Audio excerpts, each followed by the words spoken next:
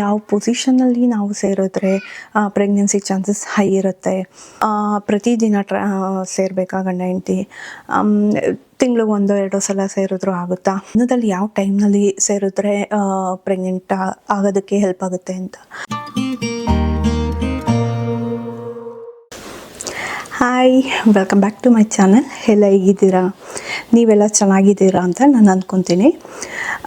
So ನಾನು ಮೊದಲು YouTube start ಮಾಡಬೇಕು ಅಂತ ಅಂದ್ಕೊಂಡಾಗ ಜಸ್ಟ್ ನಾವು US ನಲ್ಲಿದ್ದೀವಿ.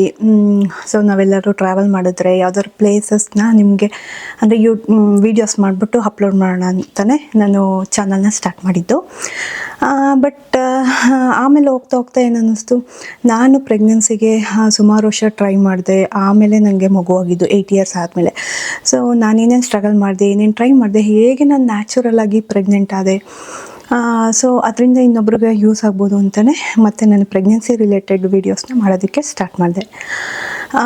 ಏನಕ್ಕೆ ಇದನ್ನು ಹೇಳ್ತಾ ಇದ್ದೀನಿ ಅಂದರೆ, ನನಗೆ ಸುಮಾರು ಅಂದರೆ ರೆಸ್ಪಾನ್ಸಸ್ ಬರ್ತಾಯಿದೆ ನನ್ನ ವೀಡಿಯೋಸ್ಗೆ, ಕಮೆಂಟ್ಸ್ ಬರ್ತಾಯಿದೆ, ಕ್ವಶನ್ಸ್ ಕೇಳ್ತಾ ಇದ್ದೀರಾ, ಆಮೇಲೆ ನಿಮಗೆ ಏನೇನು ಫೀಲಿಂಗ್ಸ್ ಇದೆ ಅದನ್ನ ನಂತರ ಶೇರ್ ಮಾಡ್ಕೊತಿದ್ದೀರಾ. ನಂಗೆ ತುಂಬ ಖುಷಿ ಆಗ್ತಿದೆ ನನ್ನ ವೀಡಿಯೋಸ್ಗೆ ಇಷ್ಟೊಂದೆಲ್ಲ ರೆಸ್ಪಾನ್ಸ್ ಬರೋದಕ್ಕೆ.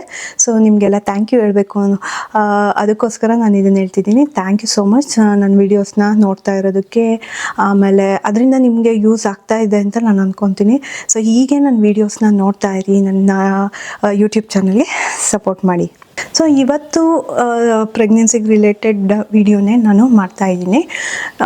ಸುಮಾರು ಅಂದರೆ ಈಗ ನಿಮ್ಗೆ ಆಲ್ರೆಡಿ ನನ್ನ ವೀಡಿಯೋಸ್ನ ಯಾರು ನನ್ನ ಸಬ್ಸ್ಕ್ರೈಬರ್ಸ್ ನೋಡ್ತಾ ಇದ್ದರೆ, ಫಾಲೋ ಮಾಡ್ತಾ ಬಂದಿದ್ದರೆ, ನಾನು ಯಾವ ರೀತಿ ಓವ್ಯುಲೇಷನ್ ಚೆಕ್ ಮಾಡೋದು, ಆಮೇಲೆ ಏನೇನು ನ್ಯಾಚುರಲ್ ಮೆಥಡ್ಸ್ ಎಲ್ಲ ಅದ್ರ ರಿಲೇಟೆಡ್ ವೀಡಿಯೋಸ್ನ ಮಾಡಿದ್ದೀನಿ. ಸೊ ಇವತ್ತು ಮೇಯ್ನ್ ಏನಂದರೆ ಟೈಮಿಂಗ್ ತುಂಬ ಇಂಪಾರ್ಟೆಂಟ್ ಪ್ರೆಗ್ನೆಂಟ್ ಆಗೋದಕ್ಕೆ. ಪ್ರೆಗ್ನೆನ್ಸಿಗೆ ಟ್ರೈ ಮಾಡೋರಿಗೆ ಮೇಯ್ನ್ ಇಂಪಾರ್ಟೆಂಟ್ ಥಿಂಗ್ ಅಂದರೆ ಟೈಮಿಂಗ್ ಅಂದ್ಕೊತೀವಿ. ಅಂದರೆ ಬೇರೆಯವ್ರು ಯಾರು ಲೈಕ್ ವಿತಿನ್ 6 months ಪ್ರೆಗ್ನೆಂಟ್ ಆಗಿರೋರು ಈ ವಿಡಿಯೋ ಏನಾದ್ರು ನೋಡ್ತಿದ್ರೆ ಬೈ ಚಾನ್ಸ್ ನೀವು ಅಂದ್ಕೊಬೋದು, ನಾವೇನು ಟ್ರೈಯೇ ಮಾಡಲಿಲ್ಲಪ್ಪ, ನಮ್ಗೆ ಆರಾಮಾಗಾಯಿತು ಅಂತ. ಅಫ್ಕೋರ್ಸ್ ಅದು ನಿಮ್ಮ ಅದೃಷ್ಟ ಅಂತ ನೀವು ಅಂದ್ಕೊಬೋದು. ಬಟ್ ಏನಕ್ಕಾಗಿರುತ್ತೆ ಅಂದರೆ, ನೀವು ಆ ಟೈಮಲ್ಲಿ ಟ್ರೈ ಮಾಡಿರ್ತೀರ, ನಿಮಗೆ ಗೊತ್ತಿರಲ್ಲ ಅಷ್ಟೇ. ಯಾವುದು ಅಂದರೆ ಯಾವ ಟೈಮಲ್ಲಿ ಟ್ರೈ ಮಾಡಿದ್ರೆ ಪ್ರೆಗ್ನೆಂಟ್ ಆಗುತ್ತಲ್ಲ, ಆ ಟೈಮಲ್ಲಿ ನೀವು ಟ್ರೈ ಮಾಡಿರ್ತೀರ.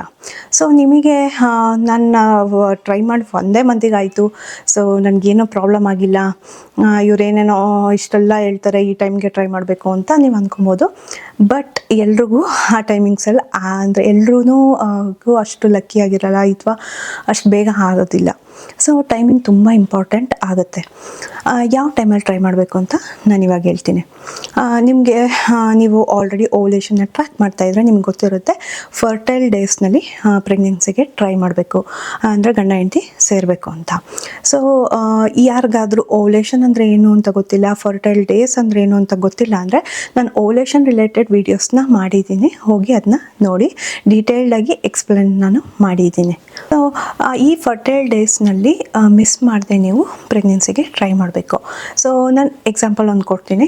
ನಿಮ್ಗೆ ಯಾರಿಗಾದರೂ ಲೈಕ್ 28 ಡೇಸ್ ಸೈಕಲ್ ಇದ್ದರೆ, ಪ್ರತಿ ತಿಂಗಳು ಕರೆಕ್ಟಾಗಿ 28 ಡೇಸ್ಗೆ, ಅಂದರೆ ಹೋದ ತಿಂಗಳು ನೀವು 28ನೇ ತಾರೀಕು ಆಗಿದ್ದು, ಈ ತಿಂಗಳು ಕರೆಕ್ಟಾಗಿ 28 ಡೇಸ್ಗೆ ನೀವು ಆಗ್ತಾಯಿದ್ರೆ, ಆ ಡೇಟ್ಗೆ ಆಗ್ತಾಯಿದ್ರೆ, ಅಂದರೆ ಲಾಸ್ಟ್ ಮಂತು ಫಸ್ಟ್ ನೀವು ಪೀರಿಯಡ್ ಆಗಿದ್ರೆ ಈ ಮಂತು ಫಸ್ಟ್ ಪೀರಿಯಡ್ಸ್ ಆಗೋದು, ಅದಕ್ಕೆ ನಾವು ರೆಗ್ಯುಲರ್ ಆಗಿ ಪೀರಿಯಡ್ಸ್ ಆಗ್ತಿದ್ದಾರೆ ಅಂತ ಹೇಳೋದು. ಸೊ ಅಂಥವ್ರಿಗೆ ಹೇಳ್ತಾ ಇದ್ದೀನಿ, 28 ಡೇಸ್ ಸೈಕಲ್ ಎಕ್ಸಾಂಪಲ್ ತೊಗೊಂಡು, ನೀವು ಫಸ್ಟ್ 1ನೇ ತಾರೀಕು ನೀವು ಪೀರಿಯಡ್ ಸ್ಟಾರ್ಟ್ ಆಗಿರುತ್ತೆ. ಕೆಲವ್ರಿಗೆ 3 ಡೇ ಫ್ಲೋ ಇರುತ್ತೆ, ಕೆಲವ್ರಿಗೆ 5 ದಿನ ಬ್ಲೀಡಿಂಗ್ ಆಗುತ್ತೆ. ಸೊ ನಿಮಗೆ 5 ಡೇಸ್ಗೆ ಕಂಪ್ಲೀಟ್ ಆಯಿತು ಪೀರಿಯಡ್ ಅಂತ ಇದ್ದರೆ, ಅಂದರೆ 5th ಡೇಗೆ, ಅಲ್ಲಿಂದ 10th ಡೇವರೆಗೂ ನೀವು ಪ್ರೆಗ್ನೆನ್ಸಿಗೆ ಟ್ರೈ ಮಾಡಿದ್ರೆ ಪ್ರೆಗ್ನೆನ್ಸಿ ಚಾನ್ಸಸ್ ತುಂಬ ಲೋ ಇರುತ್ತೆ.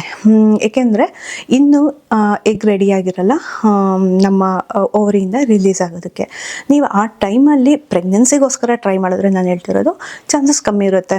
ಅಂದರೆ ನೀವು ಆ ಟೈಮಲ್ಲಿ ಟ್ರೈ ಮಾಡಿಬಿಟ್ಟು ಇನ್ನು ಬೇರೆ ಡೇಸ್ನಲ್ಲಿ ಟ್ರೈ ಮಾಡಿದೆ, ಈ ತಿಂಗಳು ನಾವು ಟ್ರೈ ಮಾಡಿದ್ರೂ ನಮ್ಗೆ ಆಗಿಲ್ಲ ಅಂತ ನೀವೇನಾದ್ರು ಫೀಲ್ ಮಾಡ್ಕೊತಿದ್ರೆ, ನೀವು ರಾಂಗ್ ಟೈಮಿಂಗ್ಸಲ್ಲಿ ಟ್ರೈ ಮಾಡಿದ್ದೀರಾ ಅಂತ ಆಗುತ್ತೆ. ಸೊ 10th ಆದಮೇಲೆ 10th ನೀವು ಲೈಕ್ ನಿಮಗೆ ಓವ್ಯುಲೇಷನ್ ಟ್ರ್ಯಾಕ್ ಮಾಡೋಂಗಿದ್ರೆ ಮಾಡ್ಕೊಬೋದು, ಅಥವಾ ನಿಮ್ಮ ಬಾಡಿ ಚೇಂಜಸ್ಸಲ್ಲೇ ನಿಮಗೆ ಗೊತ್ತಾಗ್ತಿದೆ ಅಂದರೆ ಫರ್ಟೈಲ್ ಡೇಸ್ ಸ್ಟಾರ್ಟ್ ಆಗ್ತಿದೆ ಅಂತ, ಅದು ತುಂಬ ಒಳ್ಳೆಯದು. ಗೊತ್ತಾದರೆ ನೀವು ಆ ಡೇಸ್ನಲ್ಲಿ ಟ್ರೈ ಮಾಡೋದ್ರಿಂದ ಪ್ರೆಗ್ನೆನ್ಸಿ ಚಾನ್ಸಸ್ ತುಂಬ ಹೈ ಇರುತ್ತೆ. ಸೊ 10th ಇಂದ 16th ಡೇವರೆಗೂ ಟ್ರೈ ಮಾಡಬೇಕು. ಅಂದರೆ ಪ್ರತಿದಿನ ಅಂತಲ್ಲ, ಆ ಟೈಮ್ ಪೀರಿಯಡಲ್ಲಿ ನೀವು ಟ್ರೈ ಮಾಡೋದ್ರಿಂದ ಪ್ರೆಗ್ನೆನ್ಸಿ ಚಾನ್ಸಸ್ ತುಂಬ ಹೈ ಇರುತ್ತೆ. ಅದಾದಮೇಲೆ ನೆಕ್ಸ್ಟ್ 16th ಡೇ ಆದಮೇಲೆ 1-2-3 ಡೇಸ್ ಟ್ರೈ ಮಾಡಿ. ಏನಕ್ಕೆ ಅಂದರೆ ನಾವು ಕರೆಕ್ಟಾಗಿ ಅದೇ ಡೇಟ್ಗೆ ಓವ್ಯುಲೇಟ್ ಆಗಿರ್ತೀವಿ ಅನ್ನೋ ಗ್ಯಾರಂಟಿ ಇರಲ್ಲ. ಸಮ್ ಡೇಸ್ ಈಗ 15th ಓವ್ಯುಲೇಟ್ ಆಗೋದು 16th ಆಗಿರುತ್ತೆ, ಒಂದೊಂದು ದಿನ ವೇರಿ ಇರುತ್ತೆ. ಸೊ ಓವ್ಯುಲೇಷನ್ 15th ಆಗಿದ್ರೂ 1-3 ಡೇಸ್ ಎಕ್ಸ್ಟೆಂಡ್ ಮಾಡ್ಕೊಬೇಕು. ಅಂದರೆ 16, 17, 18th ನೀವು ಟ್ರೈ ಮಾಡೋದ್ರಿಂದ ಪ್ರೆಗ್ನೆನ್ಸಿ ಚಾನ್ಸಸ್ ಹೈ ಇರುತ್ತೆ. ಈ ಟೈಮ್ ಪೀರಿಯಡ್ ಮಿಸ್ ಮಾಡದೆ ನೀವು ಪ್ರೆಗ್ನೆನ್ಸಿಗೆ ಟ್ರೈ ಮಾಡಬೇಕು. ನೆಕ್ಸ್ಟು ಪೀರಿಯಡ್ಗೆ ಇನ್ನೊಂದು ವೀಕ್ ಇದೆ ಅಂತ ಇದ್ದಾಗ ನೀವು ಟ್ರೈ ಮಾಡಿದ್ರೆ ಆವಾಗಲೂ ಅಷ್ಟೇ ಪ್ರೆಗ್ನೆನ್ಸಿ ಚಾನ್ಸಸ್ ತುಂಬ ಲೋ ಇರುತ್ತೆ. ಸೊ ನೀವು ಫುಲ್ಲು ಮಂತ್, ಇಡೀ ಮಂತು ನೀವು ಟ್ರೈ ಮಾಡಿದೆ, ಇನ್ನೇನು ಪೀರಿಯಡ್ಸ್ ಡೇಟ್ಗೆ ಇನ್ನೊಂದು 7 ಡೇಸ್ ಇದ್ದಂಗೆ ನೀವು ಟ್ರೈ ಮಾಡಿದರೆ ಅಂದ್ಕೊಳ್ತೀರಾ ಟ್ರೈ ಮಾಡಿಬಿಟ್ಟು ನಾನು ಮೇ ಬಿ ಪ್ರೆಗ್ನೆಂಟ್ ಆಗಿರ್ಬೋದು ಅಂತ. ಬಟ್ ಚಾನ್ಸಸ್ ತುಂಬ ತುಂಬ ತುಂಬ ತುಂಬ ಲೋ ಇರುತ್ತೆ. ಯಾರಿಗೆ ಆ ಟೈಮಲ್ಲಿ ಟ್ರೈ ಮಾಡಿದ್ರು ಯಾರು ಪ್ರೆಗ್ನೆಂಟ್ ಆಗ್ತಾರೆ ಅಂದರೆ ಅವರು ಸರಿಯಾಗಿ ಸೈಕಲ್ ಇಲ್ಲ ಅಂದರೆ ರೆಗ್ಯುಲರ್ ಸೈಕಲ್ ಇಲ್ದಿದ್ದವ್ರಿಗೆ, ಏಕೆಂದರೆ ಅವ್ರಿಗೆ ಗೊತ್ತಿರಲ್ಲ ಯಾವಾಗ ಓವ್ಯುಲೇಟ್ ಆಗ್ತಾರೆ ಅಂತ. ಬೈ ಚಾನ್ಸ್ ಅವ್ರು ಏನಾದರೂ ಪೀರಿಯಡ್ ಡೇಟಿಗೆ ಹತ್ತಿರ ಓವ್ಯುಲೇಟ್ ಆಗಿದ್ದರೆ ಅವರು ಪ್ರೆಗ್ನೆಂಟ್ ಆಗೋ ಚಾನ್ಸಸ್ ಹೈ ಇರುತ್ತೆ. ಸೊ ಈಗ ಡಿಫರ್ ಆಗುತ್ತೆ. ಬಟ್ ಪೀರಿಯಡ್ ಆಗಿ 1 ವೀಕ್ ಆ್ಯಂಡ್ ಪೀರಿಯಡ್ಗಿಂತ ಮುಂಚೆ 1 ವಾರ ಈ ಟೈಮ್ ಪೀರಿಯಡಲ್ಲಿ ಟ್ರೈ ಮಾಡಿದ್ರೆ ಪ್ರೆಗ್ನೆನ್ಸಿ ಚಾನ್ಸಸ್ ತುಂಬ ಲೋ ಇರುತ್ತೆ. ಸೊ ಫರ್ಟೈಲ್ ಡೇಸ್ ನೀವು ಟ್ರ್ಯಾಕ್ ಮಾಡಬೇಕು. ನೀವು ಆ ಟೈಮಲ್ಲಿ ಟ್ರೈ ಮಾಡೋದ್ರಿಂದ ಪ್ರೆಗ್ನೆನ್ಸಿ ಚಾನ್ಸಸ್ ತುಂಬ ಹೈ ಇರುತ್ತೆ. ಸೊ ಇದು ಯಾವ ಡೇಸ್ನಲ್ಲಿ ಟ್ರೈ ಮಾಡಬೇಕು ಅಂತ. ಇನ್ನು ಎಷ್ಟು ದಿನ ಟ್ರೈ ಮಾಡಬೇಕು? ಈಗ ಪ್ರತಿದಿನ ಸೇರಬೇಕಾ ಗಂಡ ಹೆಂಡತಿ? ತಿಂಗ್ಳಿಗೆ 1-2 ಸಲ ಸೇರಿದ್ರು ಆಗುತ್ತಾ? ಈ ಕ್ವಶನ್ಸ್ ಇರುತ್ತೆ. ಸೊ ಅಗೇನ್ ಅದು ಅಲ್ಲಿಗೆ ಬರುತ್ತೆ. ನೀವು ಫರ್ಟೈಲ್ ಡೇಸ್ನಲ್ಲಿ 2 ಡೇಸ್ ಸೇರಿದ್ರೂ ಪ್ರೆಗ್ನೆನ್ಸಿ ಚಾನ್ಸಸ್ ಹೈ ಇರುತ್ತೆ, 1 ಡೇ ಸೇರಿದ್ರು ಪ್ರೆಗ್ನೆನ್ಸಿ ಚಾನ್ಸಸ್ ಹೈ ಇರುತ್ತೆ. ಬಟ್ ಬೇರೆ ಡೇಸ್ನಲ್ಲಿ ನೀವೆಷ್ಟು ಸಾರಿ ಸೇರಿದ್ರೂ ಪ್ರೆಗ್ನೆನ್ಸಿ ಚಾನ್ಸಸ್ ತುಂಬ ಲೋ ಇರುತ್ತೆ. ಆಮೇಲೆ ಡೈಲಿ ಸೇರಬೇಕಾ ಪ್ರೆಗ್ನೆಂಟ್ ಆಗೋದಕ್ಕೆ ಅಂದರೆ ಫರ್ಟೈಲ್ ಡೇಸ್ನಲ್ಲಿ? ಇಲ್ಲ, ಖಂಡಿತ ಏನಿಲ್ಲ. ನೀವು ಡೈಲಿ ಸೇರಲೇಬೇಕು ಅಂತ ಏನಿಲ್ಲ. ಯೂಶ್ವಲಿ ಡಾಕ್ಟರ್ಸ್ ಆರ್ ಫರ್ಟಿಲಿಟಿ ಎಕ್ಸ್ಪರ್ಟ್ಗಳು ರೆಕಮೆಂಡ್ ಮಾಡೋದು ಅಂದರೆ ಆಲ್ಟರ್ನೇಟ್ ಡೇಸ್. ಅಂದರೆ ಇವತ್ತು ನೀವು ಸೇರಿದರೆ 1 ದಿನ ಗ್ಯಾಪ್ ಕೊಟ್ಬಿಟ್ಟು ನೆಕ್ಸ್ಟ್ ಡೇ ಸೇರಿ ಅಂತ. ಅದೇ ಏನಕ್ಕೆ ಅಂದರೆ ಡೈಲಿ ಸೇರೋದ್ರಿಂದ ಏನು ತೊಂದರೆ ಇಲ್ಲ, ಬಟ್ ಚಾನ್ಸಸ್ ಆರ್ ಹೈ ಅಂತ. ಈಗ ಗಂಡ ಹೆಂಡತಿ ಇಬ್ಬರದೂ ಹೆಲ್ತ್ ಚೆನ್ನಾಗಿದೆ, ಯಾವುದೇ ರೀತಿ ಫರ್ಟಿಲಿಟಿ ಇಶ್ಯೂಸ್ ಇಲ್ಲ ಅಂದರೆ ನೀವು ಆ ಫರ್ಟೈಲ್ ಡೇಸ್ನಲ್ಲಿ ಡೈಲಿ ಸೇರೋದ್ರಿಂದ ಯಾವುದೇ ಥರ ಪ್ರಾಬ್ಲಮ್ ಆಗೋಲ್ಲ. ಇನ್ನು ಪ್ರೆಗ್ನೆನ್ಸಿ ಚಾನ್ಸಸ್ ಹೈ ಇರುತ್ತೆ. ಇನ್ ಕೇಸ್ ಈಗ ಗಂಡಂಗೆ ಲೈಕ್ ಸ್ಪರ್ಮ್ ಕೌಂಟ್ ಸ್ವಲ್ಪ ಲೋ ಇತ್ತು, ಸ್ಪರ್ಮ್ ಕ್ವಾಲಿಟಿ ಲೋ ಇತ್ತು, ಅವರು ಯೂಶ್ವಲಿ ಏನು ಹೇಳ್ತಾರೆ, 1 ದಿನ ಬಿಟ್ಟು ಇನ್ನೊಂದು ದಿನ ಟ್ರೈ ಮಾಡಿ ಅಂತ. ಏಕೆಂದರೆ ಲೋ ಸ್ಪರ್ಮ್ ಇದ್ದಾಗ ಏನಾಗುತ್ತೆ, ನೀವು ಡೈಲಿ ಟ್ರೈ ಮಾಡ್ತಿದ್ರೆ ಇನ್ನೂ ತೀರಾ ಕಡಿಮೆ ಆಗುತ್ತೆ, ಆಗ ಚಾನ್ಸಸ್ ಕಮ್ಮಿ ಆಗುತ್ತೆ ಅಂತ. ಆಗೋದೇ ಇಲ್ಲ ಅಂತ ಏನಿಲ್ಲ pregnant, but chances are very less ಅಂತ. ತುಂಬ ಟೈಮ್ ತೊಗೊಬೋದು ಪ್ರೆಗ್ನೆಂಟ್ ಆಗೋದಕ್ಕೆ ಅಂತ. ಸೊ ಆ ಟೈಮಲ್ಲಿ, ಫರ್ಟೈಲ್ ಟೈಮಲ್ಲಿ ದಿನ ಬಿಟ್ಟು ದಿನ ಸೇರೋದ್ರಿಂದ ಪ್ರೆಗ್ನೆನ್ಸಿ ಚಾನ್ಸಸ್ ತುಂಬ ಹೈ ಇರುತ್ತೆ. ಇನ್ನು ಯಾವ ಟೈಮ್ನಲ್ಲಿ, ದಿನದಲ್ಲಿ ಯಾವ ಟೈಮ್ನಲ್ಲಿ ಸೇರಿದ್ರೆ ಪ್ರೆಗ್ನೆಂಟ್ ಆಗೋದಕ್ಕೆ ಹೆಲ್ಪ್ ಆಗುತ್ತೆ ಅಂತ. ಯೂಶ್ವಲಿ ಬೆಳಗ್ಗೆ ಎದ್ದ ತಕ್ಷಣವೇ ಗಂಡಸರಿಗೆ ಅವ್ರಿಗೆ ಸ್ಪರ್ಮ್ ಕ್ವಾಲಿಟಿ ತುಂಬ ಚೆನ್ನಾಗಿರುತ್ತೆ, ಆಮೇಲೆ ಮೊಟಿಲಿಟಿ ಚೆನ್ನಾಗಿರುತ್ತೆ ಅಂತ ಎಲ್ಲ ಹೇಳ್ತಾರೆ. ನಿಮಗೆ ಕಂಫರ್ಟಬಲ್ ಆಗಿದ್ದರೆ ಓಕೆ, ನಾವು ಬೇಬಿಗೆ ಟ್ರೈ ಮಾಡ್ತಿದ್ದೀವಿ, ನಾವು ಓಕೆ ಆಗಿದ್ದೀವಿ ಅಂದರೆ ನೀವು ಮಾರ್ನಿಂಗ್ ಟ್ರೈ ಮಾಡ್ಬೋದು, ಇಲ್ಲ ಅಂದರೆ ನೈಟ್. ಸೊ ಒಟ್ಟು ಯಾವ ಟೈಮ್ ಅಂತ ಮುಖ್ಯ ಆಗಲ್ಲ, ನಿಮ್ಮ ಮೈಂಡ್ಸೆಟ್ ಆ ಥರ ಇರಬೇಕಂದ್ರೆ ಸ್ಟ್ರೆಸ್ ಮಾಡ್ಕೊಳ್ಳೋದಾಗಲಿ, ಮಾಡಲೇಬೇಕು ಅನ್ನೋ ಒಂದು ಇದರಲ್ಲಿ ಮಾಡೋಕ್ಕೆ ಹೋಗ್ಬಿಡಿ. ಎಲ್ಲದೂ ಪ್ರೀತಿಯಿಂದ ಆದ್ರೇ ಆಗೋದು ಬೇಬಿ. ಸೊ ಸ್ವಲ್ಪ ಸ್ಟ್ರೆಸ್ ಎಲ್ಲ ಮಾಡ್ಕೊಂಡೆ ಮಾಮೂಲು ಗಂಡ ಹೆಂಡತಿ ಹೇಗಿರಬೇಕು ಆ ಥರ ಇದ್ಕೊಂಡು ನೀವು ಮಾಡಿದ್ರೆ ಅದು ಹೆಲ್ಪ್ ಆಗುತ್ತೆ. ಆಮೇಲೆ ಫರ್ಟೈಲ್ ಡೇಸ್ ಬಂತಪ್ಪ, ಒಂದು 6 ದಿನ ನಾವು ಎಲ್ಲೂ ಹೋಗಬಾರ್ದು, ಆಮೇಲೆ ಈ ಟೈಮ್ನ ಮಿಸ್ ಮಾಡ್ಕೊಬಾರ್ದು ನಾವು. ಒಂದಿನ ಮಿಸ್ ಆದ್ರೂ ನಾವು ಈ ಮಂತು ನಾನು ಪ್ರೆಗ್ನೆಂಟ್ ಆಗಲ್ಲ ಅನಿಸುತ್ತೆ, ಈ ಥರ ಎಲ್ಲ ಕ್ವಶನ್ಸು ಡೌಟ್ಸು ಎಲ್ಲ ಇಟ್ಕೊಂಡು ಟ್ರೈ ಮಾಡೋಕ್ಕೆ ಹೋಗ್ಬೇಡಿ. ಯಾಕೆಂದರೆ ಅದು ನಿಮಗೆ ಮೆಂಟಲಿ ಸ್ಟ್ರೆಸ್ ಕೊಡುತ್ತೆ. ಆಮೇಲೆ ಹಸ್ಬೆಂಡಿಗೆ ಸ್ಟ್ರೆಸ್ ಆದರೆ ಅವರ ಸ್ಪರ್ಮ್ ಕ್ವಾಲಿಟಿ ಮೇಲೆ ತುಂಬ ತುಂಬ ಎಫೆಕ್ಟ್ ಆಗುತ್ತೆ. ರಿಲ್ಯಾಕ್ಸ್ಡ್ ಆಗಿರಿ. ಮಾಮೂಲು ನೀವು ಹೇಗೆ ಇರ್ತೀರೋ, ಪ್ರೆಗ್ನೆನ್ಸಿ ಟ್ರೈ ಮಾಡ್ತಿದ್ದೀವಿ ಅಂತಲ್ಲ, ಬೇರೆ ಟೈಮ್ ಹೇಗಿರ್ತೀರೋ ನೀವು ಅದೇ ರೀತಿ ಇಟ್ಕೊಂಡು ಆ ಟೈಮ್ ಪೀರಿಯಡ್ನಲ್ಲಿ ಸೇರಿದ್ರೆ ಅಂದರೆ ಬೇಗ ಪ್ರೆಗ್ನೆಂಟ್ ಆಗ್ಬೋದು. ಸ್ಟ್ರೆಸ್ ಎಲ್ಲ ಇಟ್ಕೊಂಡು ಅದೊಂಥರ ಕೆಲಸದ ಥರ ಆಗಬಾರ್ದು. ಇದು ಈ 6 ದಿನದಲ್ಲೇ ನಾವು ಮಾಡಬೇಕು, ಇಲ್ಲ ಅಂದರೆ ಇದು ಮಿಸ್ ಆದರೆ ಇನ್ನು ಮುಂದಿನ ತಿಂಗಳವರೆಗೂ ಕಾಯಬೇಕು, ಈ ಥರ ಎಲ್ಲ ಅಂದ್ಕೊಳಕ್ಕೆ ಹೋಗ್ಬಿಡ್ರಿ. ಏಕೆಂದರೆ ನೀವು ಸ್ಟ್ರೆಸ್ ಮಾಡಿಕೊಂಡು ಮಾಡ್ತಾಯಿದ್ರೆ ಮುಂದೆ ಮುಂದೆ ಮುಂದೆ ಮುಂದೆ ಹೋಗ್ತಾ ಇರುತ್ತೆ. ಅದು ಇನ್ನೂ ಮಾಡಲೇಬೇಕು ಅಂತ ಹೋದರೆ ಪರವಾಗಿಲ್ಲ. ಫರ್ಟೈಲ್ ಡೇನಲ್ಲಿ 2 ಡೇಸ್ ಸೇರಿರ್ತೀರ, ಓಕೆ, ಓಪ್ಸ್ ಇಟ್ಕೊಳ್ಳಿ. ನನಗೆ ನಾವು ಫರ್ಟೈಲ್ ಡೇನಲ್ಲಿ ಸೇರಿದ್ದೀವಿ, ಸೊ ನಾನು ಈ ಮಂತ್ ಆಗ್ತೀನಿ ಅಂತ.